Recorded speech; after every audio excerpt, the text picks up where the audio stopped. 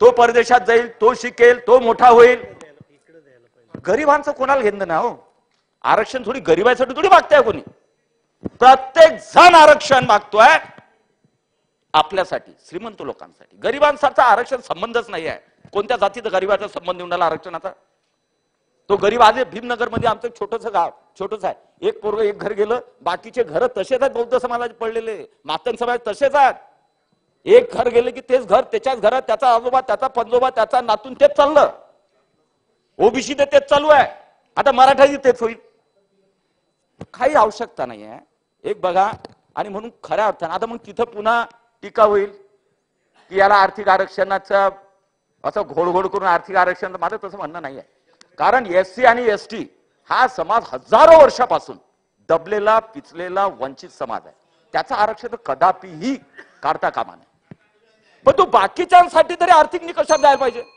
मग त्या मराठा असो, ओबीसी सगळंच असो, एससी एसटीचा हक्क आहे. हजारो वर्षाच्या दबलेल्या जाती आहेत. आणि म्हणून या पद्धतीने विचार करून जर आपण पुढे गेलो तर सगळ्या समाजाला न्याय देता येईल. आणि भांडणं कशासाठी करतो मला समजत नाही.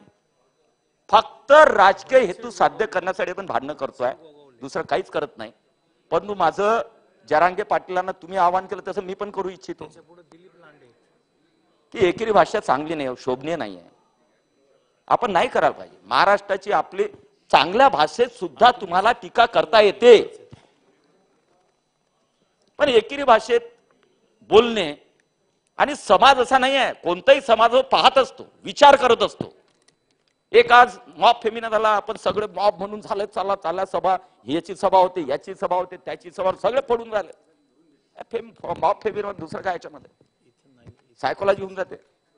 पण तू त्या याच्यामध्ये जनरल पब्लिक एवढी मोठी जर बच्चू भाऊ तुमच्या माझ्यासमोर जर 25 लाख आणि 10 लाख जर लोक पाहिले तर मी पण काही बोलायला लागतो. माणसाचं डोकंच राहत नाही. आणि म्हणून माझी त्याही मित्राला विनंती आहे सभागृहाच्या माध्यमातून की जरा शांततेनं, जरा सबुरीनं, एकेरी भाषेत न बोलता, आणि जे होऊ शकते तेच होणार आहे. त्यामुळे समाजालाही समजतं, आम्हालाही समजतं, तुम्हालाही समजतं. त्यामुळे शांततेनं जर घेतलं तर जरांगे पाटील साहेबांचाही विषय पुढे जाईल, धनगर समाजाचाही जाईल, सगळ्या समाजातील. पण कुठंतरी राजकीय अभिनिवेश ठेवून जर आपण सगळेजण काम करायला लागलो तरच हे विषय संपतील. अन्यथा हे विषय संपणार नाहीत. महाराष्ट्र पेटेल. कोणत्याही नेत्यांना किंवा कोणत्याही राजकीयाला टार्गेट न करता. काय बाजूला ठेवून राजकीय अभिनय बाजूला ठेवून भास्कर, तुमची सूचना, तुम्ही एवढ्या आदरणीय, तुमची सूचना मान्यच असते मला. आणि म्हणून या आरक्षणाच्या याच्यामध्ये, आणि सगळ्यांना माहिती आहे, सगळ्यांना माहिती आहे, वेळ लागणार आहे, सगळ्यांना माहिती आहे. त्यामुळे डेडलाईन देणे. आमचे मनोज जरांगेंनाही विनंती आहे की तुमचं आंदोलन खूप चांगलं झालं, छान झालं. फक्त ते झुंडेशाहीकडे जे झुकलं बाकीचं ते योग्य नव्हतं. कारण शेवटी कोणाचे घरं जाळणे, ह्या गोष्टी ज्या घडतात त्या महाराष्ट्रात घडू नयेत, भविष्यातही घडू नयेत. कोणी घडवलं याच्या मागचा सूत्रधार कोणते पाहत बसा, आपल्याला काही घेणदेण नाही. पण त्यामुळे आंदोलन बदनाम होतं. त्यामुळे लोकांमध्ये आपसापसामध्ये क्लेश निर्माण होतात, तणाव निर्माण होतात. आणि म्हणून आंदोलनकर्त्यांनी तेवढीच दखल घेतली पाहिजे की आपण शांततेनं आपली मागणी मांडली पाहिजे. आणि इतका हट्ट की याच डेडलाईन पर्यंत शेवटी एक वेळेस काय, मी तर शेवटी एकच सांगेन, आपण सगळे 288 आमदार आहेत ना, आहेत की नाही? बच्चू भाऊ तुम्ही जसं म्हणता, एक थोडंसं मी त्याच पद्धतीने बोलायचा प्रयत्न करतो. शेवटचं वाक्य बोलताना सांगतो की 288 आमदारांनी आता राजीनामे द्यावे. राजीनामे का देऊ, हे बाजूले काढा. आणि या महाराष्ट्रातले ज्यांना ज्यांना राजकीय आरक्षणातलं खूप नॉलेज आहे आणि त्यांना खूप काही समजतं आरक्षणाच्या बाबतीत, त्या 288 जणांना इथं बसवा आणि याचा निर्णय करायला. जय हिंद, जय महाराष्ट्र. कल 4-5 घंटा डिस्कशन, आज 4-5 घंटा डिस्कशन, और कल भी आने वाले दिनों में भी इसके ऊपर डिस्कशन होने जा रहा है. अध्यक्ष महोदय, समाज आरक्षण कब मांगता है? जब वो मेन स्ट्रीम में अपने लोगों को लाना चाहता है. मराठा समाज कई सालों से इस आरक्षण के लिए जद्दोजहद कर रहा है, लड़ रहा है कि हमारे लोगों को आरक्षण मिलना चाहिए. 2000 जून में 14 में पहली मर्तबा जब पृथ्वीराज चौहान चीफ मिनिस्टर थे, नारायण राणे समिति जो 7 आदमियों की बनी थी, उन्होंने मराठा समाज को 16% आरक्षण देने का निर्णय लिया, उसके लिए जीआर लाया। उसके साथ में उसी वक्त 5% जो माइनॉरिटी के अंदर, मुस्लिम के अंदर एसबीसी कैटेगरी, तो उनको भी आरक्षण दिया गया। अध्यक्ष महोदय, यह आरक्षण लागू भी हो गया। मुंबई हाई कोर्ट में ये मैटर गया। मुंबई हाई कोर्ट में जाने के बाद में उसको रद्द किया गया। जो मुस्लिम आरक्षण था उसको एजुकेशन में कंटिन्यू किया गया।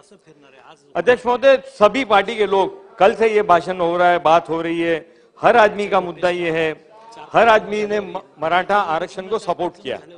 हर आदमी का कहना यह है कि मराठा आरक्षण होना चाहिए और जल्द से जल्द होना चाहिए।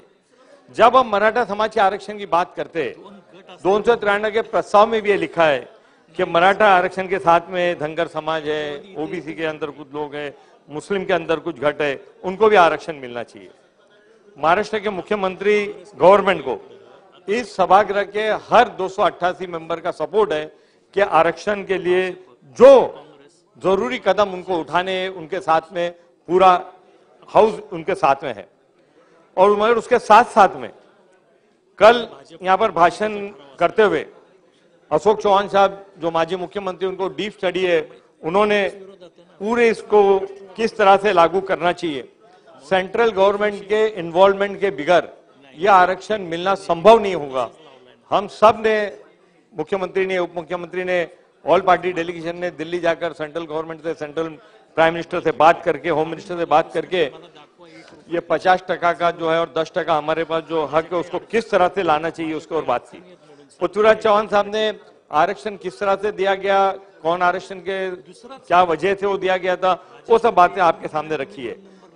नरेंद्र मोदी जी ने, जो देश के प्राइम मिनिस्टर ने 10% ईडब्ल्यूएस आरक्षण लाने के बाद उनको भी आरक्षण दिया गया है। बिहार गवर्नमेंट ने एक निर्णय लिया है। आज हम लोग सब लोग एक मत से है कि ये आरक्षण होना चाहिए, महाराष्ट्र के अंदर मराठा कम्युनिटी को आरक्षण मिलना चाहिए। अध्यक्ष महोदय, जो राणे समिति ने जो आरक्षण दिया था 16% मराठा को, 5% मुस्लिम को, बार बार ये बात कही जाती है कि हम मजहब के नाम पे आरक्षण नहीं दे सकते। हम भी ये कहते हैं कि हमको मजहब के नाम पे आरक्षण देना नहीं चाहिए और मजहब के नाम पे आरक्षण लेना चाहिए। मगर उस वक्त जो राणे समिति ने, नारायण राणे साहब ने और जो 7 मेंबर ने बनाए थे, उन्होंने SBCC एक कैटेगरी बनाई थी और उसको मुंबई हाई कोर्ट ने, जब मराठा आरक्षण स्ट्राइक डाउन हो गया था, मगर उन्होंने मुस्लिम जो स्पेशल बैकवर्ड क्लास कैटेगरी है, उसकी सब कास्ट है, 50 सब कास्ट है, उसके अंदर चीफ जस्टिस मोहित शाह और जस्टिस MS जोरक ने अपना ओपिनियन दिया था कि वो एजुकेशन का आरक्षण कंटिन्यू रखना चाहिए। अध्यक्ष में तो क्यों कहा था उन्होंने कि मुस्लिम समाज की जो सब कास्ट है उसको आरक्षण मिलना चाहिए। अध्यक्ष महोदय, 1882 ब्रिटिश एम्पायर ने एक कमीशन बनाया था, William Wilson Hunter commission, William Hunter commission. उस कमीशन के अंदर पूरे हिंदुस्तान के अंदर, पूरे अखंड भारत के अंदर एजुकेशन का स्टेटस क्या है उसको ही जानकारी लेने के लिए अंग्रेजी साम्राज्य ने ये कमीशन बनाया था। उस वक्त 1882 के अंदर भी जस्टिस बदरुद्दीन तैयब जी ने वहां पर अपना प्रेजेंटेशन दिया था और हंटर कमीशन की रिपोर्ट के अंदर मुसलमान बैकवर्ड है एजुकेशन के अंदर, 1882 के अंदर ये बताया गया था। अध्यक्ष महोदय, 1882 के बाद में 1982 के अंदर 100 साल के बाद में doctor Gopal Singh minority panel बना, जो ऑल रिलिंग्विश माइनॉरिटी के ऊपर इंक्लूडिंग मुस्लिम, बुद्धिस्ट, क्रिश्चियन, सिख, उसके ऊपर एक रिपोर्ट आई। उसके अंदर भी अध्यक्ष महोदय ये बताया गया कि मुसलमान शैक्षणिक, आर्थिक और नौकरी के अंदर पीछे। उसके बाद में 1985 में रंगनाथ मिश्रा कमीशन आया, वो भी रिलिंग्विश माइनॉरिटी की बात करता है। उस ग्रुप ने भी स्टडी करके बताया कि मुसलमान एजुकेशन में बहुत बैकवर्ड है, उनको आरक्षण मिलना चाहिए। अध्यक्ष महोदय, उसके बाद में 2005 में जस्टिस सच्चर कमेटी ने 1982 का हंटर कमीशन का आरक्षण देकर बताया कि मुसलमान उस वक्त भी बैकवर्ड था और आज भी SC, ST, OBC से भी पीछे गया है, उनको रिजर्वेशन मिलना चाहिए। अध्यक्ष महोदय, उसके बाद में 2005 के सच्चर कमेटी के बाद में गवर्नमेंट ऑफ इंडिया ने माइनॉरिटी मिनिस्ट्री बनाई, माइनॉरिटी कमीशन बनाया, Maulana Azad finance development corporation बनाया, औकाफ के बारे में बात की, दिल्ली के अंदर बोर्ड्स बने, 2008 और 13 के बीच में अध्यक्ष महोदय महाराष्ट्र के अंदर महमूदुर रहमान कमेटी बनी। 5 साल तक लगातार महमूदुर रहमान कमेटी ने काम किया। महमूदुर रहमान, आपकी जानकारी के लिए बात सिर्फ रखना चाहता हूं सदन के सामने कि महमूदुर रहमान साहब, महमूदुर रहमान आपकी जानकारी के लिए बात सिर्फ रखना चाहता हूं सदन के सामने कि कश्मीर के अंदर भी उनको महमूदुर रहमान आपकी जानकारी रखना चाहता हूं सदन के सामने उन्होंने 2 कश्मीर के अंदर भी महमूदुर रहमान आपकी जानकारी रखना चाहता हूं रिपोर्ट के अंदर उन्होंने 2 कश्मीर के अंदर भी महमूदुर रहमान आपकी जानकारी रखना चाहता हूं रिपोर्ट उन्होंने 2 कश्मीर के अंदर भी महमूदुर रहमान आपकी जानकारी रखना चाहता हूं रिपोर्ट उन्होंने 2 कश्मीर के अंदर भी महमूदुर रहमान आपकी जानकारी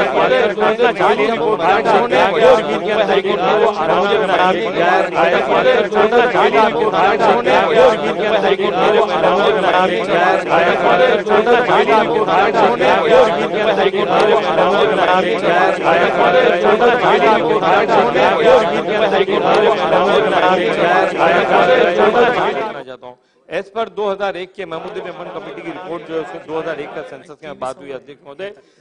2009 में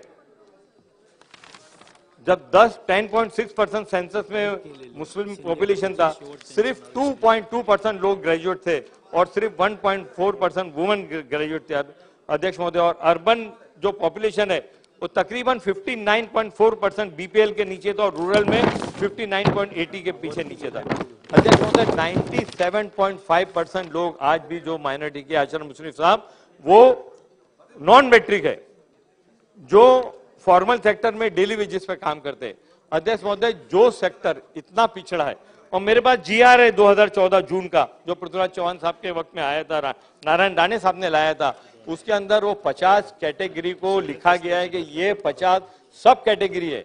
धर्म के नाम पे आरक्षण नहीं मांगते, नहीं चाहिए अमीन पटेल को आरक्षण नहीं चाहिए, असलम शेख को आरक्षण नहीं चाहिए, हसन मुशर्रफ को आरक्षण नहीं चाहिए, मगर जो लोग सोशली इकोनॉमिकली बैकवर्ड है, जो 97.5% जो लोग एजुकेशन में वंचित है, जो दिहाड़ी करते हैं, रोज मेहनत करते हैं, रोज कुआं खोदते, रोज पानी पीते, ऐसे लोगों को एजुकेशन में और जॉब में आरक्षण मिलना चाहिए।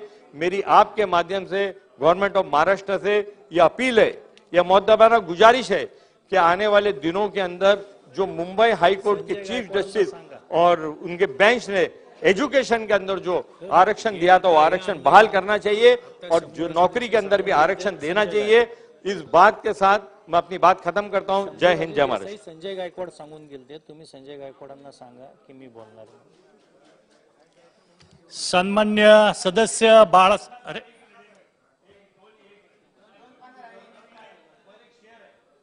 मुशर्रफ साहब, सुना था मोहब्बत मिलती है मोहब्बत के बदले, सुना था मोहब्बत मिलती है मोहब्बत के बदले, हमारी बारी आई तो रिवाज ही बदल गया।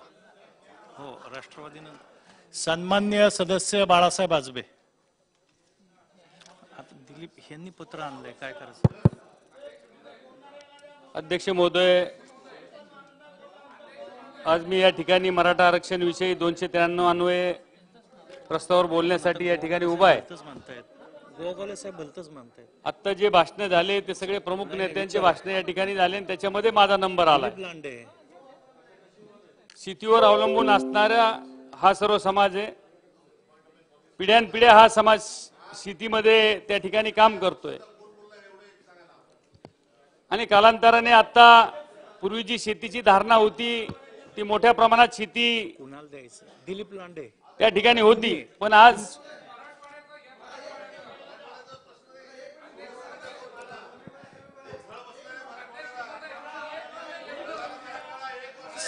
सगळ्यांना संधी,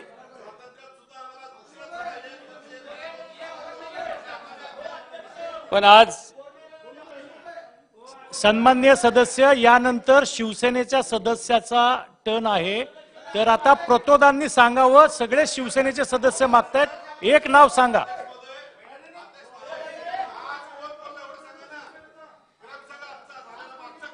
शिवसेनेच्या वतीनं भास्करराव जाधव बोललेले आहेत, पण आज त्या ठिकाणी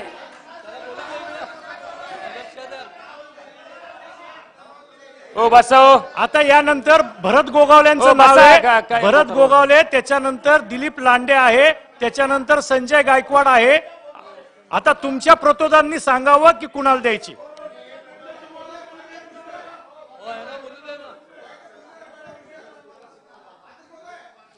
आज बोला. करायची आहे की मला एक सांगा की एक सदस्य किती वेळ बोलणार आहे. कारण कोणी 15-15 मिनिट अर्धा तास चालले. आमच्यावर पूर्ण अन्याय होऊ नये. आम्ही नवीन आमदार आहे. पूर्ण आमच्यावर आमदारावर अन्याय होऊ नये. एक एक आमदार 20-20, 25 मिनिट, 30-30 मिनिट बोलून राहिला. आम्ही किती वेळ बोलणार आहे. पण आम्हाला एवढाच वेळ द्यावा लागेल. पवार साहेब, सन्मान्य सदस्य पवार साहेब, विषय अतिशय संवेदनशील आहे आणि इथं माझ्या पुढे जवळजवळ 127 आमदारांनी विचार प्रकट करायची इच्छा व्यक्त केलेली. त्यामुळं सर्वांना संधी द्यायची असं ठरलेलं आहे. आदरणीय मुख्यमंत्री साहेब असतील, दोन्ही उपमुख्यमंत्री साहेब असतील, सर्व पक्षाचे नेते असतील, यांनी ठरवलंय की सर्वांना बोलायची संधी द्यावी. उद्या सुद्धा याच्यावरती चर्चा सुरू राहणार आहे. त्यामुळे सगळ्यांना बोलायची संधी मिळेल. फक्त एक गोष्ट आहे की आपण सर्वांनी, आपल्या गटनेत्यांनी सर्वांनी बसून जर ठरवलं की किती वेळ घ्यायचा तर जास्ती लोकांना बोलायला संधी देता येईल. तुमचा मुद्दा समजलाय. आपण बसा. बाळासाहेब आजबे आपण सुरू करा. बोलायचं बाळासाहेब आजबे सुरू करा. मग तेच अध्यक्ष बाळासाहेब महोदय. आजबे सुरू करा. काय आहे रे माणूस आहे. सर्वांना आपण वेळ देणार आहोत. सर्वांना वेळ देणार आहोत. तर पूर्वी जी आजबे साहेब जमीन सुरू मराठा करा. समाजाकडे होती त्या प्रमाणात जमीन आज राहिलेली नाही. त्या जमिनीच्या वाटण्या झाल्या. जमिनीचं प्रमाण कमी झाल्यामुळं आज काही कुटुंबाकडे आपण जर पाहिलं तर गुंठेवारीमध्ये जमीन त्या ठिकाणी आलेली. पूर्वी जी एकरामध्ये जमीन होती ती आज गुंठेवारीमध्ये आली आणि आज त्या मराठा समाजाच्या माणसांना आज दुसऱ्याच्या इथं कामाला जाण्याची परिस्थिती आज निर्माण झाली. आज ऊस तोडण्यासाठी सुद्धा आमच्या भागातला मोठ्या प्रमाणात मराठा समाजाचा वर्ग त्या ठिकाणी ऊस तोडण्यासाठी कारखान्यावर त्याला जावं लागतंय. ही सगळी परिस्थिती आहे. त्याच्यामुळं मुलांच्या शिक्षणासाठी आणि त्याच्यामधून शिक्षण घेऊन त्याला कुठंतरी नोकरी त्या ठिकाणी लागावं यासाठी मराठा समाजाचा आता जो प्रयत्न चाललाय किंवा आरक्षणाची जी मागणी ग्रामीण भागामध्ये वाढत आहे ती त्याच्यासाठी आहे. आज शिक्षणाच्या बाबतीत जर आपण पाहिलं तर उच्च शिक्षण जर घ्यायचं म्हटलं तर मोठ्या प्रमाणात पैसे त्या ठिकाणी लागतात आणि कॅपेबिलिटी असून सुद्धा त्या समाजातल्या मुलाला पैशाच्या अभावी त्या ठिकाणी त्याची क्षमता असून त्या शिक्षण त्याला घेता येत नाही. आणि ते शिक्षण घेऊन काही मंडळी जर त्या ठिकाणी शिक्षण त्याही परिस्थितीमधून शिक्षण जर घेतलं तर आरक्षणाच्या याच्यामधून त्याला पुढे नोकरी लागत नाही. तर ही सगळी परिस्थिती आहे. त्याच्यामुळं मराठा समाजामध्ये आता जे आंदोलन सगळीकडे चालू आहे त्याचं आपण गांभीर्याने सगळ्यांनी घेतलं पाहिजे.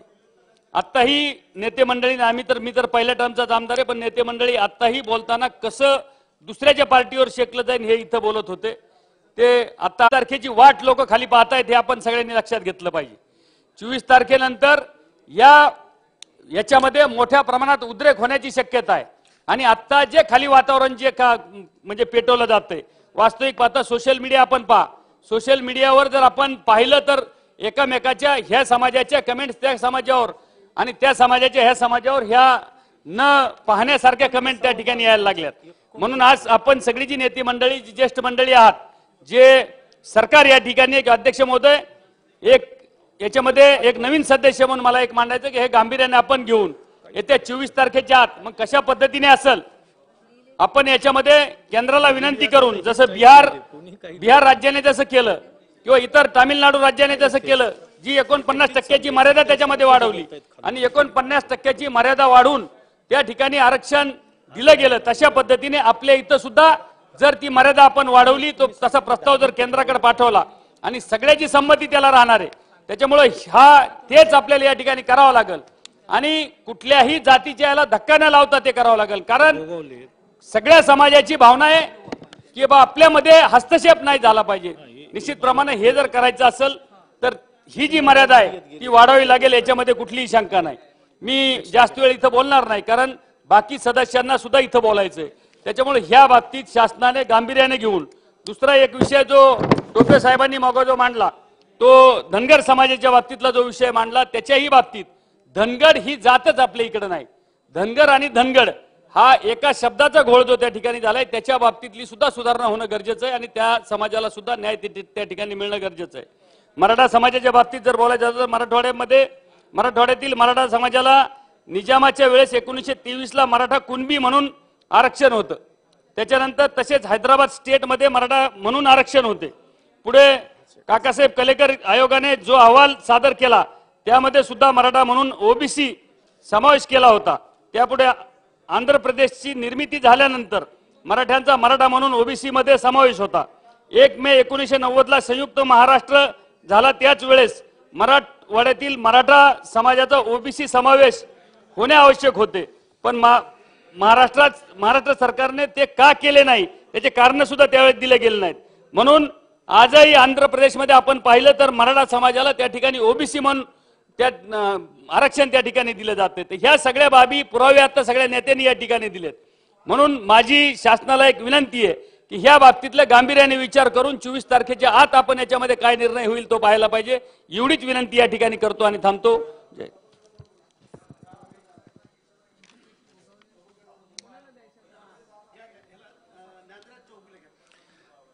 सन्मान्य सदस्य ज्ञानराजजी चौगुले.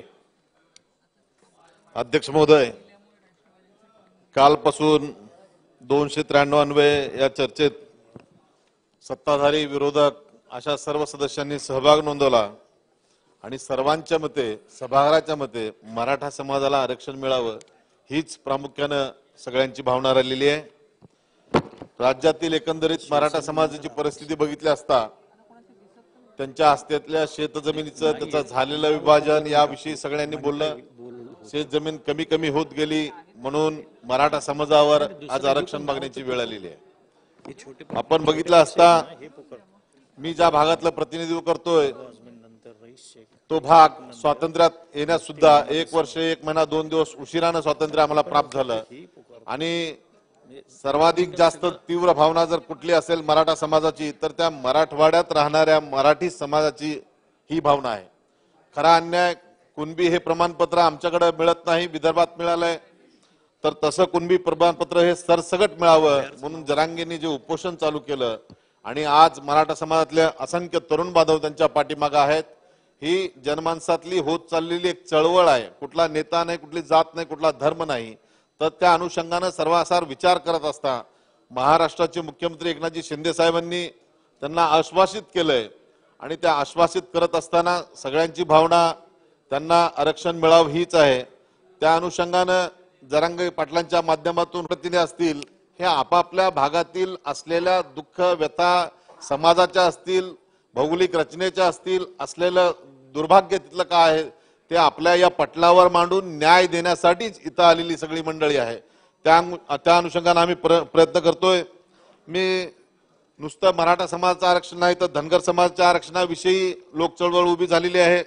राज्यातील धनगर आणि धनगट ह्या दोन्ही जाती एकच असून धनगर समाजाच्या एसटी आरक्षणाची अंमलबजावणी व्हावी, शेळी मेंढी पालन पशुपालकासाठी वाढ करावी, अहिल्यादेवी आर्थिक विकास महामंडळास नियमित वाढीव निधी मिळावा ही सुद्धा त्या समाजाची मागणी राहिलेली आहे. त्याचबरोबर बंजारा समाजाची सुद्धा मोठ्या प्रमाणात मागणी राहिलेली आहे. बंजारा समाजातील सर्व मंडळी अवैध घुसखोरी केल्याने मूळ लाभार्थ्यावर अन्याय होत आहे. यावर आळा घालण्यासाठी बंजारा समाजाच्या प्रत्येक तांड्यावर स्वतंत्र ग्रामपंचायत मंजूर करावी अशी त्यांची मागणी आहे.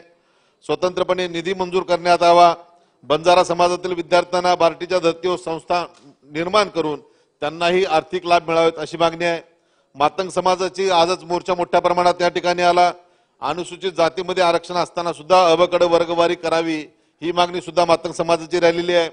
वडार समाजाच्या साठी सुद्धा आपण मागच्या कालखंडात या सदनातच आपण वडार समाजाला सुद्धा आर्थिक महामंडळाची निर्मिती केली. त्याबद्दल सर्व मंत्रिमंडळाचे, मुख्यमंत्र्याचे, उपमुख्यमंत्र्याचे मी आभार व्यक्त करतो. पण त्यांना लागणारा निधी सुद्धा पुरेसा उपलब्ध करून द्यावा ही एक विनंती करतो. मुस्लिम समाजाला 5% पहिलं आरक्षण दिलंय, तेही आरक्षण अखंडित ठेवून कुणावरही अन्याय होणार याची सुद्धा दक्षता घेतली जावी. त्याचबरोबर त्याही समाजात फळ विक्रेते आहेत, भाजीपाला विक्रेते आहेत, अल्पसंख्याक प्रवर्गातील जे भरपूर अशी लोक आहेत जी या उद्दिष्टापासून दूर गेले आहेत त्यांचाही विचार व्हावा. गुरव समाजाच्या बाबतीत सुद्धा महाराष्ट्र राज्यातील गुरव समाजासाठी संत काशिबा महाराज आर्थिक विकास महामंडळाची गेल्या 2 वर्षापूर्वी स्थापना झालेली असून या मंडळास भरीव निधी उपलब्ध व्हावा ही मागणी आहे. खास करून कोळी समाजाचे सुद्धा महादेव कोळी प्रमाणपत्र मिळावेत ही मागणी वारंवार राहिलेली आहे. त्यांच्या बाबतीत बोलत असताना अनुसूचित जमाती प्रवर्गातील कोळी या जातीचं प्रमाणपत्र वडिलाला मिळालं असतं, मुलाला मिळत नाही, त्याच्या वडिलाला मिळत, त्याच्या भावाला मिळत नाही, बहिणीला मिळत नाही. अशी वर्गवारी असं न होता कुटुंबातल्या एका सदस्याला जर जातीचं प्रमाणपत्र मिळालं असेल तर त्याच्या वंशावळीला निश्चितपणानं ते प्रमाणपत्र मिळावं. कोळी जातीत नाही तर ते तीच मंडळी कोर्टात जातात, कोर्टातून आदेश आणतात आणि नंतर मग आरक्षण मिळवून घेतात. या सगळ्या गोष्टी बघितल्या असता एक गोष्ट मी महाराष्ट्राचे मुख्यमंत्री व मंत्रिमंडळाचे सुद्धा आभार व्यक्त करणार आहे. कारण का मराठा समाजाचे जे सुशिक्षित तरुण होते त्यांच्यासाठी म्हणून अण्णासाहेब आर्थिक विकास महामंडळाची निर्मिती झाली. वैयक्तिक कर्ज व्याज परतावा योजना, गट कर्ज व्याज परतावा योजना, गट प्रकल्प कर्ज योजनेअंतर्गत महामंडळातर्फे आजपर्यंत एकूण 57,460 लाभार्थ्यांना या योजनेचा लाभ देण्यात आलेला आहे. 548 कोटी 45,91,221 कोटी एवढ्या रकमेचा अर्थसहाय्य या व्याज परतावा रकमे देण्यात आलेल्या योजनेअंतर्गत राजश्री छत्रपती शाहू महाराज शिक्षण शुल्क शिष्यवृत्ती योजना, उच्च व तंत्र शिक्षण आर्थिक दृष्ट्या दुर्बल घटकातील EWS विद्यार्थ्यांसाठी सन 15-16 पासून ते आज 23-24 पर्यंत अंदाजित लाभार्थी संख्या 17,54,494 तसेच एकूण निधी 9,261.41 कोटी एवढी रकमेची तरतूद या सरकारच्या वतीने करण्यात आलेली आहे. डॉक्टर पंजाबराव देशमुख वसतिगृह निर्माण भत्ता योजना सन 16-17 पासून सन 23-24 पर्यंत अंदाजित लाभार्थी संख्या 3,79,373 तसेच एकूण निधी वाटप 1,293.20 कोटी. EWS प्रवर्गाअंतर्गत 10% आरक्षणातून सन 22-23 मध्ये सर्व विभागाच्या शैक्षणिक विषयाकरता शासनाच्या CET सेल अंतर्गत झालेल्या शैक्षणिक प्रवेशामध्ये एकूण प्रवेशातील अंदाजित मराठा समाजातील घटकांच्या एकूण 24,471 लाभ मिळालेला आहे. त्याचबरोबर EWS प्रवर्गातून 10% आरक्षणातून MPSC मार्फत सन 19 ते 22 मध्ये विविध विभागाच्या विविध वर्गामध्ये वर्ग 1 ठरवला आहे. या कायद्याने मराठा समाजाला नोकरीमध्ये 13% तसेच शैक्षणिक प्रवेशामध्ये 12% आरक्षण दिले जावे अशी आमची मागणी आहे. दिनांक 9/10/2020 शासन निर्णयावे सामाजिक व शैक्षणिक दृष्ट्या मागास SC-BC वर्गातील घटकांना OBC मध्ये प्रमाणपत्र देऊन सवलती देण्यात याव्या ही एक मागणी या माध्यमातून करतो. आणि एकंदरीत सगळ्या सदस्यांच्या ज्या भावना लक्षात घेत असता सगळ्यांना बोलण्याची संधी द्यावी आणि खास करून मी मराठवाड्यातील जे आमचे आमदार आहेत त्यांना प्राधान्याने द्यावी ही एक विनंती करतो. आपण मला भरपूर बोलण्याची संधी उपलब्ध करून दिली त्याबद्दल मी आपले मनपूर्वक करुणा व्यक्त करून मी माझ्या लांबत चाललेल्या वाणीला पूर्ण विराम देतो. जय हिंद, जय महाराष्ट्र. सन्मान्य सदस्य सुभाषजी देशमुख. नाही 2च मिनिटं आपल्याला. नाही. धन्यवाद अध्यक्ष महोदय. कालपासून मराठा आरक्षण या संदर्भात सर्व सभागृह चर्चा करत आहे. चर्चा खूप संवेदनशील होत आहेत. कालच्या चर्चा सन्माननीय सदस्य बाबांचं मी भाषण ऐकत होतो. खूप म्हणजे राजकारण सोडून वस्तुस्थिती मांडण्याचा प्रयत्न आणि उपाय सुद्धा म्हणजे मार्ग निघण्यासारखे उपाय सुद्धा त्यांनी सुचवलेले आहेत. त्यांचाही अभ्यास दांडगा आणि सर्वांनी सदस्यांनी खूप संवेदनशील यामध्ये आपल्या आपल्या भावना मांडण्याचा प्रयत्न केलेला आहे. खरं म्हणजे मराठा समाज असेल, OBC समाज असेल, धनगर असेल, लिंगायत असेल, मुस्लिम, महादेव कोळी वगैरे सर्व जाती आरक्षण का मागतात ह्याचा मूळ शोधण्याची अत्यंत आवश्यकता वाटते अध्यक्ष महोदय. कारण आरक्षणामध्ये जर जाणारा वर्ग जर पाहिला तर हा तरुण वर्ग मोठ्या प्रमाणात आहे. आणि तरुण वर्ग प्रतिकूल परिस्थिती आणि अनुकूल परिस्थिती या सभागृहातल्या कुणालाही म्हणजे बऱ्यापैकी कुणालाही आरक्षणाची गरज नाही. गरज आहे ते सामान्य परिवारातल्या तरुणांना गरज आहे आरक्षणाची. आणि म्हणून जरांगे पाटलाचं आंदोलन यशस्वी होण्याचं कारण आहे हा समाज पेटलेला समाज आहे. हा समाज जो प्रतिकूल परिस्थितीतून जात आहे, त्या प्रतिकूल परिस्थितीतला विद्यार्थी हा त्याला माहिती आहे मी अभ्यास केल्याशिवाय मी पुढे जाऊ शकत नाही, आणि अभ्यास करायचं म्हटलं मार्क चांगले घेतो, आणि मार्क चांगले घेऊन सुद्धा आरक्षणामुळे त्याचा नंबर लागत नाही, आणि स्वाभाविकपणे तो नर्वस होतो. मग कुणीतरी सांगितलं की PhD झालेल्या मुलांच्या वडिलांनी आत्महत्या करावी लागली, कारण PhD झाल्यावर सुद्धा जर त्याला नंबर लागत नसेल, नोकरी लागत नसेल, स्वाभाविकपणे स्वतःचा जीव तो प्राण सुद्धा म्हणजे आत्महत्या करण्याचा प्रयत्न करतो. आणि म्हणून मला असं वाटतं की मूळ शोधून जर शेवटच्या माणसाला प्रवाहात आणण्यासाठी आम्ही सर्वांनी प्रयत्न केला. शेतकरी खरं म्हणजे अनेकांच्या त्यातून बोलण्यातून येत होतं की क्षत्रिय समाज आहे आणि आजपर्यंत देत आलेला आहे, आजपर्यंत रयतेचं संरक्षण करण्याचा प्रयत्न केलेला आहे, आणि आता या समाजाला सर्वांचं संरक्षणाची गरज आहे. आणि म्हणून सर्वच समाजाने सर्वजण एकत्र मिळून कुणाचंही आरक्षणावरती गदा न आणता मराठा समाजाला आरक्षण देण्याची अत्यंत गरज वाटते. आणि आज मला असं वाटतं की माननीय मुख्यमंत्री महोदयांनी 24 डिसेंबरची अंतिम तारीख दिलेली आहे. माझी सर्व सभागृहाला विनंती आहे, 24 डिसेंबर पर्यंत आरक्षणाचा निर्णय झाला सोन्याहून पिवळा आहे, अत्यंत उत्तम आहे.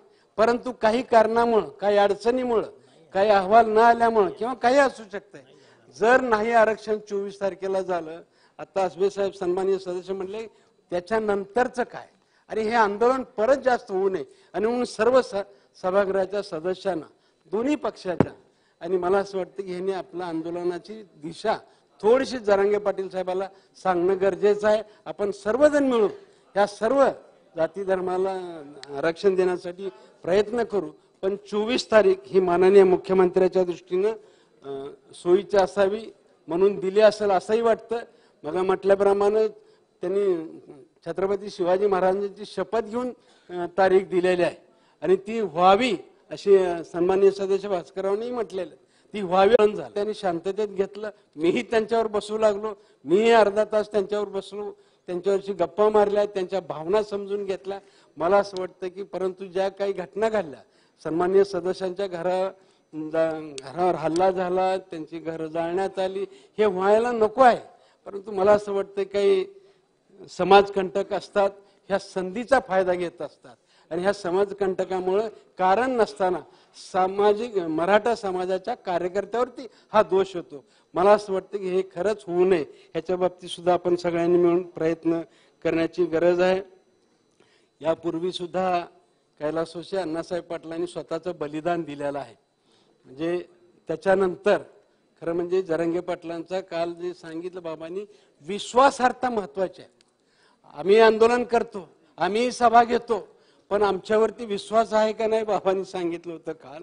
पण मला असं वाटतं की जरांगे पाटलांनी तरुणांचा, मराठा समाजांचा विश्वास संपादन केलेला आहे, आणि त्यांना खात्री आहे जरांगे पाटील हा आमच्यासाठी झटणारा कार्यकर्ता आहे.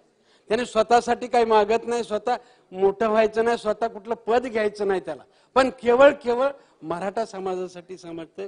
आणि म्हणून मला असं वाटतं ही जी झालेली आहेत हे करत असताना मला विनंती आपल्याला हे करायची आहे. मी बऱ्याच वेळा पाहतो, खरं म्हणजे मागच्या काळामध्ये सुद्धा तत्कालीन मुख्यमंत्री, आताचे उपमुख्यमंत्री देवेंद्र फडणवीस यांनी आरक्षण देण्याचा प्रयत्न केला. हायकोर्टात टिकलं, सुप्रीम कोर्टात टिकलं नाही. कालच्याच अशा चर्चा होत्या, अराजकीय चर्चा होत्या, चुका न काढता आता आपल्याला ह्याच्यातून मार्ग काढायचा. परंतु मी पाहतोय व्यक्तिगत दोषी ते आहेत का, त्यांनी प्रयत्न केला का, 100% केलेला, आणि आजही प्रामाणिकपणे प्रयत्न करतात. कुठलंही नकारात्मक ह्या आरक्षणाच्या बाबतीत त्यांच्या तोंडातून नाही असं नाही. उलट खरं म्हणजे त्यांच्यावर तर ते एवढ्या खालच्या दर्जावरती टीका करण्याचा प्रयत्न करतात, जाणीवपूर्वक टार्गेट करण्याचा प्रयत्न करतात. मला असं वाटतं की ह्याच्या सुद्धा शोध घेण्याची गरज आहे, आणि करणाऱ्या माणसाच्या मागणं बरोबर आहे. म्हणजे प्रत्येक समाज कुणी असला तरी जो देतोय त्यालाच मागत असतात, आणि म्हणून समाजाला खात्री असणार आहे की भांडून मिळू शकते, ते देवेंद्र देऊ शकतात. एकनाथ शिंदे देऊ शकतात, कारण त्यांनी शपथ घेतलेली आहे. आणि म्हणून मला असं वाटतं की देत असताना सुद्धा ही जी टीका टिप्पणी, वैयक्तिक स्तरावरची टीका टिप्पणी जी होते, आपण सर्वांनीच या बाबतीमध्ये थोडंसं बंधन करण्याची गरज आहे असं मला वाटते. अनेकांनी, बच्चू कडू पाटील साहेबांनी सुद्धा जात ह्या विषयावरती बोलायचं नाही म्हणतात. मला सुद्धा आपल्या सर्वांनाच ह्या निमित्ताने विनंती, सर्वांनी गुन्हा नांदायचा असेल तर हा विषय कुठेतरी आपण चर्चा करू, हा विषय संपवला पाहिजे. जात जाती का नाही माहिती नाही, पण जात घालवण्यासाठी मात्र सर्वांनी जर प्रामाणिकपणे प्रयत्न केला तर मला असं वाटतं की ह्याला कुठेतरी यश येईल. कारण हे कैलासवासी तत्कालीन मुख्यमंत्री विलासराव देशमुखांचा काही दिवसापूर्वी व्हिडिओ ऐकला होता. त्यावेळेस त्यांनी सुद्धा म्हटले होते, जातीवरती आरक्षण देऊ नका, आर्थिक निकषावरती आरक्षण द्या. जातीवर आरक्षण दिलं तर प्रत्येक जण माझी जात कोणची आहे पाहायला प्रयत्न करतो. आणि स्वाभाविकपणे त्या काळामध्ये, शिक्षणाच्या काळामध्ये, तरुणाच्या काळामध्ये जर आरक्षणामुळे मला नोकरी नाही मिळाली, आरक्षणामुळे माझा प्रवेश थांबला, तर स्वाभाविकपणे दुःख वाटतंय. आणि मग मी जन्माला कुठे यायचे माझ्या हातात नाही, मी या जातीत जन्माला आलो म्हणून मला ह्या संधी मिळाली नाही, ही जी भावना निर्माण होती. आणि मला असं वाटतं की त्याचा सुद्धा या बाबतीमध्ये सर्वांनी विचार करण्याची अत्यंत गरज आहे. माझी सर्व सभागृहाला या निमित्तानं विनंती राहणार आहे की गरिबी आम्हाला दूर करायची. कारण आंदोलनामध्ये सुद्धा आर्थिकदृष्ट्या संपन्न असलेला कुणीही आंदोलनात जात नाही, जो गरीब आहे तोच जात असतो. आणि मग ही गरिबी जर संपवली तर माझा दावा आहे पुढच्या 5 ते 10 वर्षानंतर हाच मराठा समाज परत आरक्षण माघारी घेईल आणि ह्या सगळ्याला संधी देणार आहे. कारण ह्याच्या रक्तात ह्याचा डीएनओ आहे, तो देण्याचा डीएनओ आहे. आणि म्हणून मला खात्री आहे की फक्त काही दिवस त्यांना जरा संरक्षण देण्याची गरज आहे. बरोबर घेऊन तिथल्या बँकेच्या अधिकाऱ्याला बरोबर घेऊन हे जर आपण योजना राबवल्या तर मला असं वाटतं की आरक्षणाचा सुद्धा पुढच्या काळामध्ये प्रश्न राहणार नाही. आणि म्हणून ह्याचे उपाय जे आहेत ते आपण उपाय शोधले पाहिजे. आणि त्याच्यावरती करण्यात सुद्धा, जसे की आता माननीय पंतप्रधान नरेंद्र मोदी साहेबांनी विश्वकर्मा योजना काढलेली आहे, ही 12 बलुतेदारासाठी काढलेली आहे. शेतकरी जसा 12 बलुतेदारांना स्वतःच्या पिकाच्या उत्पन्नातून वर्षाच्या काठीस प्रत्येक 12 बलुतेदारांना धान्य देत होता, तसंच मला असं वाटतं की आता माननीय पंतप्रधान महोदयांनी विश्वकर्मा योजना काढलेली आहे. ही 12 बलुतेदाराशी 18 कलाकार आहेत त्याच्यामध्ये. आणि जातीपेक्षा जे कलाकार आहेत त्या क्षेत्राचं काम करतो त्या क्षेत्राला सुद्धा प्राधान्य दिलेलं आहे. ह्याच्यात जात हा फॅक्टर मानलेला नाही, फक्त 12 बलुतेदार म्हणून आपण म्हणतोय आपण त्याला. पण मला असं वाटतं ही योजना गरिबांच्या पर्यंत जर आम्ही पोहोचवली, शेवटच्या माणसापर्यंत पोहोचवण्याचा प्रयत्न केला, कारण काही बँकेचे अधिकारी असतील, काही शासकीय अधिकारी असतील, ह्या योजना राबवण्याचा त्यांचा उत्साह नसतो. आपण एक सेवक आहोत, तर आपण सेवक म्हणून मला असं वाटतं ह्या सेवकांची जबाबदारी आहे ह्या योजना शेवटपर्यंत पोहोचण्याची जबाबदारी, ही जबाबदारी आपण पार पाडली पाहिजे. आणि या निमित्ताने मी आपल्याला विनंती करणार आहे की आपण सगळ्यांनी मिळून, जसं की आता मी पाहतोय 5 वर्षापासून अण्णासाहेब पाटील महामंडळाच्या व्याज परताव्याची योजना चालू आहे. मीही माझ्या बँकेतून बघतोय जवळपास 500-600 तरुण मुलांना रोजगार देण्याचा प्रयत्न केला. यांच्याबरोबर मी चर्चा करतो, आरक्षणाचा फायदा तुम्हाला कसा आहे आणि तरुण मुलांना कसा आहे. त्यांच्याही बोलण्यातून येतं, आम्हाला जर असा उद्योग मिळाला, आम्हाला अर्थसहाय्य झालं तर आम्हाला आरक्षणाची गरज नाही म्हणतात. परंतु ही जी मूळ कल्पना आहे की बाबा त्याला आर्थिक दृष्टीतून प्रवाहात आणणे आणि त्याची आर्थिक परिस्थिती चांगली करणे ही जबाबदारी आपल्या सर्वांच्या सर्व समाजाची, मराठा समाज म्हणून नाही, ज्या सरकारच्या योजना असतील त्या सगळ्याच योजना गरिबांच्यासाठी असतील त्या राबवण्याचा प्रयत्न करावा. आणि यासाठी आपण सगळ्यांनी प्रयत्न करावा. अध्यक्ष महोदय, परत एकदा जात जाता मी विनंती करतोय की मराठा समाजाला आरक्षण देणं आता अत्यंत गरजेचं आहे. ते द्यावं. देत असताना कोणत्याही समाजाचं, ओबीसीचं असेल, धनगर असेल, कुणाचंही आरक्षण काढून घेऊ नये आणि काढून न घेता आरक्षण देण्याचा प्रयत्न करावा. आणि ते आरक्षण कोर्टाच्या दृष्टीनं टिकावं हे सुद्धा प्रामाणिकपणे आपण सगळ्यांनी मिळून प्रयत्न करावा. धन्यवाद अध्यक्ष. सन्मान्य सदस्य अमित देशमुख. अध्यक्ष महोदय, 293 अन्वये महाराष्ट्र विधिमंडळामध्ये जो प्रस्ताव या ठिकाणी प्रस्तुत करण्यात आलेला आहे त्याच्यावर चर्चा करण्यासाठी मी या ठिकाणी उभा आहे. महाराष्ट्रामध्ये आरक्षणाची चर्चा अलीकडं पुन्हा जोर धरू लागलेली आहे आणि आघाडी आणि युतीच्या काळापासून या आरक्षणाचे मुद्दे वेळोवेळी समाजामध्ये चर्चेला आले आणि अगदी 1995 पासून राज्यामध्ये जेव्हा युतीचं सरकार होतं त्यानंतर आघाडीचं सरकार आलं आणि मग त्यानंतर आघाडी महायुती अशी सरकार या महाराष्ट्रामध्ये कार्यरत राहिली आणि तेव्हापासूनच या आरक्षणाचा मुद्दा ऐरणीवर आलेला आहे असं नव्हे तर भारताला स्वातंत्र्य मिळाल्यापासून या मराठा समाजाच्या आरक्षणाचा मुद्दा इतर मागासवर्गीय समाजाच्या आरक्षणाचा मुद्दा हा गेल्या अनेक दशकापासून या देशामध्ये आणि या राज्यामध्ये चर्चेला आलेला आहे. आज महाराष्ट्र विधिमंडळामध्ये ही जी चर्चा अध्यक्ष महोदय आपण या ठिकाणी करतोय ही चर्चा अलीकडं मराठवाड्यातले मनोज जरांगे पाटलांच्या अलीकडे झालेल्या आंदोलनामुळे या महाराष्ट्र विधिमंडळामध्ये होते असं मी म्हणालो आणि त्या आंदोलनाच्या पार्श्वभूमीवर ही चर्चा आज आपण या महाराष्ट्र विधिमंडळामध्ये करतोय. अध्यक्ष महोदय, मराठा समाजाला आरक्षण द्यावं याबद्दल कोणाचंच दुमत नाही. इतर मागासवर्गीय समाजाचं आरक्षण याला धक्का लागू नये याबद्दलही सगळ्याच पक्षांनी आपली मतं व्यक्त केलेली आहेत. पण आपण हे समजून घेतलं पाहिजे की समाजाला आज या क्षणी हा आरक्षणाचा मुद्दा मार्गी लागेल असं का वाटतंय.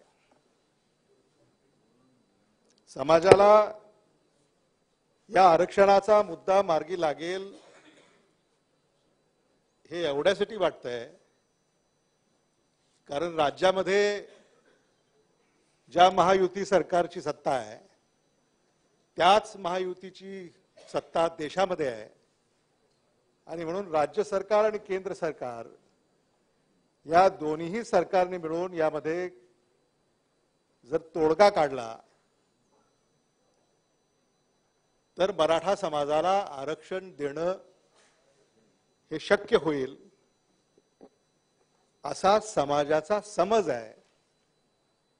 हे आपण पहिल्यांदा समजून घेतलं पाहिजे आणि जाणून घेतलं पाहिजे. आणि मग देशामध्ये प्रधानमंत्री नरेंद्र मोदीजी यांच्या नेतृत्वाखाली भारत सरकार कार्यरत आहे. त्यांच्याच नेतृत्वाखाली आज महाराष्ट्र सरकार कार्यरत आहे आणि महाराष्ट्र विधिमंडळामध्ये एखाद्या मुद्द्यावर सगळेच पक्ष जेव्हा एकत्र मत व्यक्त करतात मग या प्रश्नाची सोडवणूक का होत नाही हा देखील मुद्दा या सभागृहामध्ये देखील चर्चेला आलेला आहे आणि सभागृहाबाहेर देखील याची चर्चा होते आहे. या देशामध्ये जेव्हा सगळं शक्य आहे हे का शक्य नाही. कुठेतरी आपण त्या समाजाच्या भावना समजून घेतल्या पाहिजेत. लाखो करोडो समाज बांधव जेव्हा रस्त्यावर येतात, मनोज जरांगे पाटील त्या समाजाचं आज प्रतिनिधित्व करतायत आणि समाज त्यांच्या पाठीशी उभा आहे. त्या समाजाच्या भावना याचा सन्मान आपण केला पाहिजे, त्याचा आदर आपण केला पाहिजे आणि कुठल्याही समाजाच्या म्हणजे इतर मागासवर्गीय समाजाच्या संदर्भामध्ये देखील जेव्हा जेव्हा अनेक जाती आणि पोटजाती इतर मागासवर्गीय प्रवर्गामध्ये समाविष्ट करण्यात आल्या तेव्हा सगळ्याच समाजाने त्याला पाठिंबा दिला. एखाद्या इतर मागासवर्गीय समाजामध्ये एखादी जात किंवा पोटजात जेव्हा समाविष्ट होत होती तेव्हा कोणी त्याला विरोध केलाय असा अनुभव आजपर्यंत आपला राहिलेला नाहीये. आणि म्हणून विशेषतः मराठवाड्यामध्ये या आरक्षणाची आज चर्चा होते आहे. मराठवाडा या आरक्षणाच्या चळवळीचा केंद्रबिंदू बनलेला आहे. निजाम राजवटीमध्ये राहिलेला मराठवाडा,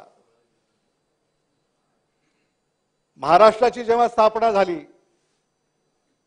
जेव्हा विनाअट महाराष्ट्रामध्ये मराठवाडा सामील झाला, तेव्हा निजाम राजवटीमध्ये ज्या सवलती लागू होत्या त्या सवलती देखील मराठवाड्यातल्या जनतेला ह्या लागू असल्या पाहिजेत असं त्या काळामध्ये ठरलं.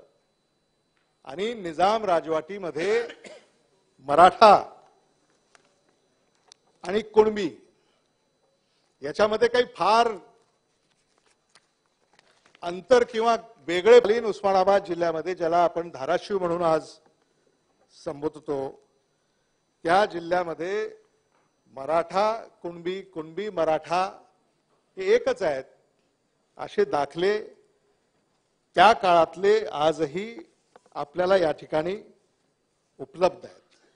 आणि म्हणून समाज जेव्हा या आरक्षणाच्या संदर्भामध्ये किंवा मागासलेपणाच्या संदर्भामध्ये जेव्हा ही चर्चा करतो तेव्हा, आणि एवढ्या मोठ्या संख्येनं जेव्हा समाज एकवटतो तेव्हा समाजाच्या पुढाऱ्यांनी त्याची नोंद ही घेतली पाहिजे आणि कोणीतरी सांगितलं पाहिजे. खरं म्हणजे राज्याचे मुख्यमंत्री, सभागृहाचे नेते एकनाथ शिंदेजी यांनी हे आरक्षण देणार असं जाहीररित्या आपल्याला सांगितलेलं आहे आणि त्याचं कौतुक आहे, स्वागत आहे. आणि हे साध्य करण्यासाठी जसं आदरणीय पृथ्वीराज चव्हाण साहेबांनी सांगितलं की महाराष्ट्रातल्या सगळ्याच पक्षांना तुम्ही एकत्रित करा आणि दिल्लीला घेऊन चला आणि तिथं सर्व पक्षीय त्याचा काही जर उपयोग होत असेल तर सर्व पक्षीय शिष्टमंडळ देखील आपल्या देशाचे प्रधानमंत्री नरेंद्र मोदीजी यांना भेटून याच्यातून काही तोडगा निघू शकेल का या संदर्भामध्ये देखील आपण पावलं उचलली पाहिजेत, हे देखील मला या ठिकाणी मुद्दामून सांगितलं पाहिजे. आणि म्हणून याच्यामध्ये खूप काम झालं. आदरणीय विलासराव देशमुख साहेब जेव्हा महाराष्ट्रामध्ये लोकशाही आघाडी सरकारचे मुख्यमंत्री राहिले त्या काळामध्ये त्यांच्या नेतृत्वाखाली बापट आयोगाची नेमणूक झाली. त्यानंतर अनेक मुख्यमंत्र्यांनी त्याच्यामध्ये आदरणीय अशोकराव चव्हाण साहेबांनी काम केलं, आदरणीय पृथ्वीराज चव्हाण साहेबांनी काम केलं, आदरणीय नारायण राणे साहेबांनी काम केलं, आदरणीय देवेंद्र फडणवीस साहेबांनी काम केलं, अनेकांनी. आणि आता एकनाथ शिंदे साहेब यामध्ये काम करतायत. आणि मग याच्यात कुठलंही राजकारण या प्रस्तावाच्या संदर्भामध्ये या सभागृहामध्ये झालेलं नाही याचं देखील समाधान आणि आनंद आपल्यापैकी प्रत्येकाला आहे. पण आपण लोकप्रतिनिधी आहोत, लोकांनी आपल्याला निवडून दिलेलं आहे. आम्ही आज विरोधी पक्षामध्ये आहोत, आपण सत्ता पक्षामध्ये आहात. आणि महायुती सरकारला म्हणजे 200हून अधिक विधिमंडळ सदस्यांचा पाठिंबा असा मी ऐकतो, आणि ते खरंही असेल. 200हून अधिक म्हणजे लोकसभेमध्ये जेवढं पाठबळ कदाचित नरेंद्र मोदींना नाही आहे टक्केवारीमध्ये, तेवढं पाठबळ या विधिमंडळामध्ये या महायुती सरकारला म्हणजे मुख्यमंत्री एकनाथ शिंदेंना आहे. आणि मग जर एवढं पाठबळ जर या महाराष्ट्रामध्ये या महायुती सरकारकडे असेल तर अजून कोणतं बळ आपल्याला हवंय? आहोतच ना. आणि म्हणून अजून कोणतं बळ हवंय, अजून कोणतं बळ हवंय या मराठा समाजाला आरक्षण देण्यासाठी, हा खरा प्रश्न आहे. भारत सरकार यांनी एक नवी मोहीम सुरू केली आहे, विकसित भारत. आणि याचं स्वागत आहे, याचा आनंद आहे. पण आपल्याला देखील आत्मपरीक्षण करण्याची गरज आहे की ज्या क्षणाला आपण भारत विकसित आहे असं म्हणू किंवा विकसित भारत ही मोहीम सरकारकडनं, मग भारत सरकार असेल, महाराष्ट्र सरकार असेल, यांच्याकडनं जेव्हा ही सुरू होते, तरीही आरक्षणाची गरज ही समाजाला का भासावी याचं देखील आत्मपरीक्षण आपण करण्याची गरज आहे. आणि म्हणून आर्थिक निकषावर भारत सरकारनं आरक्षण दिलं,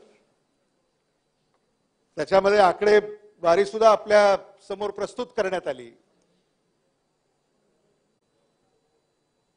त्या आंदोलनामध्ये जे दुर्दैवानं मृत्युमुखी पडले त्यांच्या कुटुंबियांना सरकार काय मदत करणार आहे, सरकारनं मदत केली आहे का, केली असेल तर ते सभागृहासमोर आणलं पाहिजे. अजून मदत झाली नसेल तर त्या संदर्भामध्ये देखील सरकारनं निवेदन केलं पाहिजे. ज्या आंदोलनकर्त्यांवर गुन्हे नोंदवण्यात आलेले आहेत ते गुन्हे अजूनही मागे घेण्यात आलेले नाहीत अशी साधारणतः माहिती आमच्यापर्यंत येते. ते गुन्हे सरकार कधी मागे घेणार आहे, ती प्रक्रिया कधी पूर्ण होणार आहे. आणि हे आंदोलन दोनदा झालं आणि आता 24 डिसेंबर ही तारीख सरकार आणि आंदोलनकर्त्यांमध्ये, मनोज जरांगे पाटलांमध्ये 24 डिसेंबर ही तारीख आपण सगळेच ऐकतोय. आणि म्हणून या 24 डिसेंबरला नेमकं काय होणार आहे याची देखील माहिती सभागृहाला सरकारच्या वतीनं देण्यात आली पाहिजे. कारण या आंदोलनामध्ये गावागावात आंदोलन झालं. महाराष्ट्रामध्ये असं एकही गाव नाही जिथं या आंदोलनाचा स्पर्श झाला नसेल. आणि म्हणून एक मराठा लाख मराठा हे मोर्चे देखील आपण पाहिलेले आहेत. अतिशय शांततापूर्ण महायुतीच्याच काळामध्ये हे मोर्चे, आणि हे मोर्चे मला सभागृहाला सांगितलं पाहिजे, फक्त मराठवाड्याची चर्चा होते पण एक मराठा लाख मराठा हे मोर्चे फक्त काही मराठवाड्यात निघाले नाहीत, तर महाराष्ट्रातल्या प्रत्येक जिल्ह्यामध्ये हा मोर्चा निघाला, मुंबईमध्ये हा मोर्चा निघाला, दिल्लीमध्ये हा मोर्चा निघाला आणि अनेक देशांमध्ये, भारतातच नव्हे, भारतातल्या राज्यांमध्येच नव्हे तर आंतरराष्ट्रीय पातळीवर अनेक देशांमध्ये देखील एक मराठा लाख मराठा याचे मोर्चे निघाले. यातून फक्त मला अध्यक्ष महोदय आपल्याला एवढंच आग्रहानं सांगायचंय की या समाजाच्या भावना, वेदना आपण समजून घेतल्या पाहिजेत. आणि आज आपण ही का चर्चा करतोय, कारण एक समूह एवढ्या मोठ्या संख्येनं जेव्हा एकवटतो तेव्हा तो लक्षवेधी ठरतो. आणि तो लक्षवेधी ठरल्यानंतर याची चर्चा आज इथं होते, राज्यभर होते, लोकसभेत होते, विधानसभेत होते. आणि म्हणून आमची अशी धारणा आहे की आरक्षणावर जर तोडगा काढायचा असेल, मार्ग काढायचा असेल आणि कायम स्वरूपी, म्हणजे सन्माननीय सुभाष देशमुखजींनी देखील आपले विचार व्यक्त केले. त्यांनी आदरणीय विलासराव देशमुख साहेबांचा संदर्भ दिला की 15-20 वर्षापूर्वी आर्थिक निकषावर हे आरक्षण द्यावं असं भाष्य त्यांनी त्यावेळेला केलं होतं. तो काळ वेगळा होता, ते संदर्भ वेगळे होते आणि कदाचित भविष्यामध्ये त्याच दिशेने आपल्याला जावं लागेल. पण आज जो प्रश्न ज्वलंत आहे, समाजाच्या भावना ज्या आहेत त्या समाजाच्या भावनेशी आपण एकरूप आहोत हे सभागृहानं दर्शवण्याची गरज आहे. सत्ता पक्षाचे अनेक सदस्य आमचे सगळे स्नेही आहेत, ते देखील म्हणतात दिलं पाहिजे, मग का देत नाही. देऊन टाका. खरं म्हणजे ही मागणी चर्चेला आलेली आहे आणि म्हणून सत्ता पक्षातल्या ते सदस्य असतील, आमदार असतील, मंत्री असतील, उपमुख्यमंत्री असतील, मुख्यमंत्री असतील, आम्हाला आशा आहे की आरक्षण मिळेल. जनगणना ही देखील आपल्याला येणाऱ्या काळामध्ये करावी लागेल. महाराष्ट्रामध्ये ती आपण का करत नाही? ती जनगणना या विधिमंडळाच्या अधिवेशनामध्ये जसा आमचे नानाभाऊ पटोलेजी हे जेव्हा अध्यक्ष होते त्यावेळेला ठरावच झाला होता.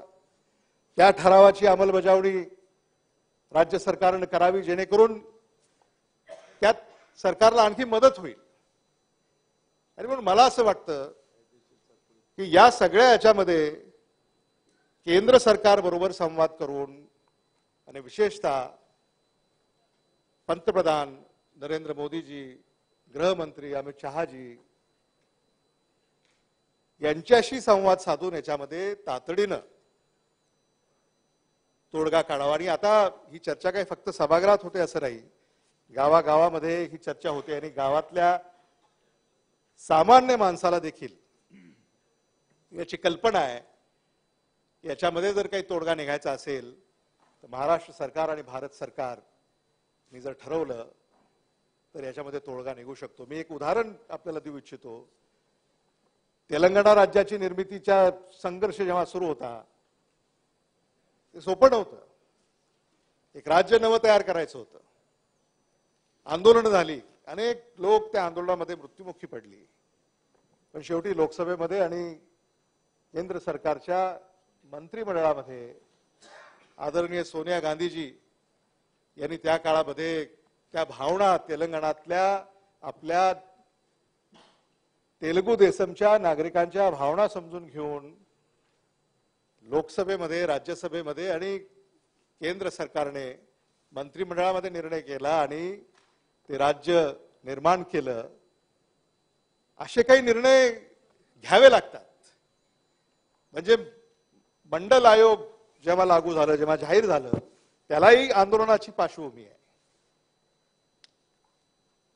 त्याही वेळेला अनेक वर्ष ते आंदोलन झालं आणि ओबीसी या प्रवर्गाला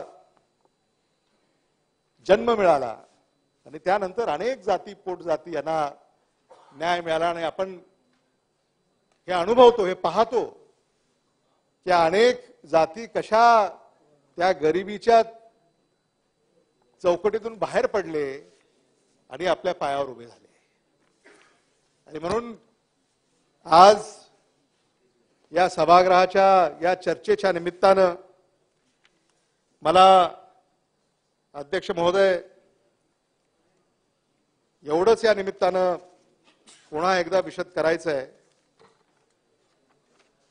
की या संदर्भामध्ये आम्ही सारे सरकार बरोबर आहोत. आपण सरकार म्हणून दमदार पाऊल पुढे टाका आणि आम्हाला खात्री आहे की यामध्ये सरकार जर गंभीर असेल, सरकार जर या आरक्षणाच्या संदर्भामध्ये काही करायचंय असं जर ठरवलं तर मला असं वाटतं की विधानसभा, लोकसभा यामध्ये कुठलीही अडचण येईल असं मला स्वतःला वाटत नाही. मनोज जरांगे पाटील हे या आंदोलनामुळे आज महाराष्ट्रापुढेच नव्हे तर भारतापुढे, जगापुढे एक या युगातलं एक आगळं वेगळं उदाहरण म्हणून ते समोर आलेले आहेत. ते कोणाला आवडो ना आवडो, म्हणजे सत्यता आहे ती स्वीकारली पाहिजे. जालना जिल्ह्यामध्ये त्यांच्या गावाकडे जेव्हा ती सभा झाली, आपल्या सगळ्यालाच माहिती आहे की अशी सभा यापूर्वी या महाराष्ट्रामध्ये झाली असेल का, तर मला असं वाटतं की झाली नसावी. म्हणून ही सुद्धा एक ऐतिहासिक नोंद, त्या भावनांशी मी आणि माझे सगळे भारतीय राष्ट्रीय काँग्रेस पक्षाचे सदस्य हे एकरूप आहोत. मराठा समाजाचं जे आंदोलन अलीकडं महाराष्ट्रामध्ये छेडलंय, आम्ही त्याचा सन्मान करतो. आणि मराठवाड्यामध्ये, विशेषतः मराठवाड्यातल्या 8 जिल्ह्यांमध्ये या आंदोलनाची तीव्रता अधिक आहे आणि म्हणून याला न्याय या विधिमंडळानं आणि महाराष्ट्र सरकारनं, भारत सरकारनं द्यावा, अशा सदिच्छा या ठिकाणी व्यक्त करतो आणि थांबतो. सभागृहाची बैठक आता स्थगित होत आहे. गुरुवार दिनांक 14 डिसेंबर 2023 रोजी सकाळी 9 ते 10:45 वाजेपर्यंत सभागृहाची विशेष बैठक भरेल. विशेष बैठकीत लक्षवेधी सूचना घेण्यात येतील. सभागृहाची नियमित बैठक सकाळी 11 वाजता सुरू होईल.